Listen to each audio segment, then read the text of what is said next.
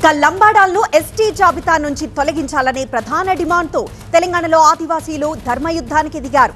ఆదిలాబాద్ జిల్లా ఉట్నూర్ వేదికగా ఆదివాసీ సంఘాల ఆధ్వర్యంలో భారీ బహిరంగ సభ నిర్వహించారు. ఆంధ్ర, తెలంగాణ నుంచి వేలాది మంది తరలి రావడంతో ఉట్నూర్ పట్టణం ఆదివాసీలతో కిక్కిరిసిపోయింది. ఆదివాసీ సంస్కృతి, సంప్రదాయ, ఆటపాటలతో భారీ ర్యాలీ నిర్వహించారు. ఉట్నూర్ ఎంపీడీఓ గ్రౌండ్ లో నిర్వహించిన సభలో వివిధ ఆదివాసీ సంఘాల నేతలు పాల్గొని ప్రసంగించారు. దశాబ్దాలుగా అక్రమంగా ఆదివాసీల రిజర్వేషన్లు అనుభవిస్తూ విద్య, ఉద్యోగ, రాజకీయ ఫలాలను లంబాడీలు దోచుకుంటున్నారని ఆదివాసీ నేతలు ఆరోపించారు.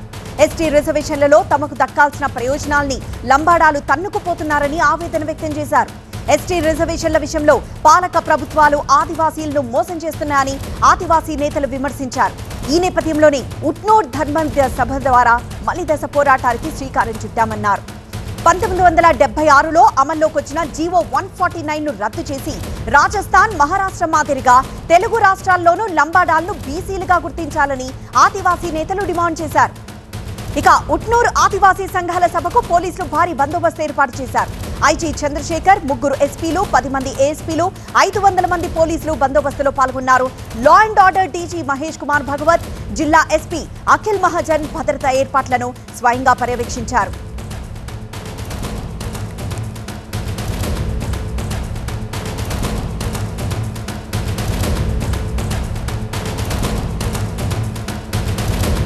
ధర్మయుద్ధంతో ఆదివాసీలు ప్రభుత్వానికి ఏం తెలియజేయబోతున్నారు? మరిన్ని వివరాలు మా ప్రతినిధి నరేష్ అందిస్తారు. నరేష్,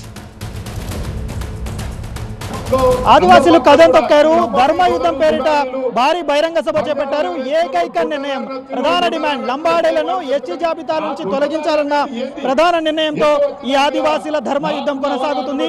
చట్టబద్ధత లేని లంబాడాలను ఎస్టీ జాబితా నుంచి తొలగించాలన్న ఏకైక డిమాండ్తో ధర్మయుద్ధాన్ని చేపట్టారు. ప్రశాంత వాతావరణంలో భారీగా ఇరుగు గ్రామాల నుంచి, దాదాపుగా గూడెం నుంచి తరలొచ్చిన, గోండుగూడాల నుంచి తరలొచ్చిన 9 తెగలకు సంబంధించిన ఆదివాసీలతో ఈ ధర్మయుద్ధం కొనసాగుతుంది. 1976లో 149 జీవో ద్వారా ఎస్టీ జాబితాల్లోకి లంబాడాలను అక్రమంగా చొరబడేలాగా చేశారు.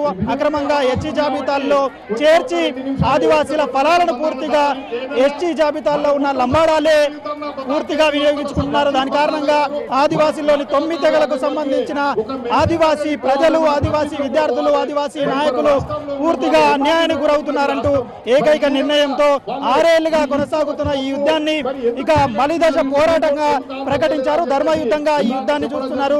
డిసెంబర్ 16లోగా, ఈ సంవత్సరంలోగా, ఏడాది పూర్తిలోగా ప్రభుత్వాలు నిర్ణయం తీసుకుని ఆదివాసీల్లో ఉన్న ఎస్టీ జాబితాల నుంచి లంబాడాలను తొలగించాలని, చట్టబద్ధత లేని లంబాడాలను పూర్తిగా రద్దు చేయాలంటూ కూడా ఏకైక నిర్ణయంతో, ప్రధాన డిమాండ్తో ముక్తకంఠంగా ఈ ధర్మయుద్ధం చేపడుతున్న పరిస్థితి కనిపిస్తుంది. రాజస్థాన్, మహారాష్ట్రలో లంబాడీలు ఏ విధంగానైతే బీసీ జాబితాలో ఉన్నారో అదే విధంగా తెలుగు రాష్ట్రాల్లోని తెలంగాణ, ఆంధ్రప్రదేశ్ లో కూడా మహారాష్ట్రకు సంబంధించిన విధి విధానాల ప్రకారమే ఇక్కడ బీసీలో చేర్చాలంటూ కూడా కీలకంగా డిమాండ్ చేస్తున్నారు.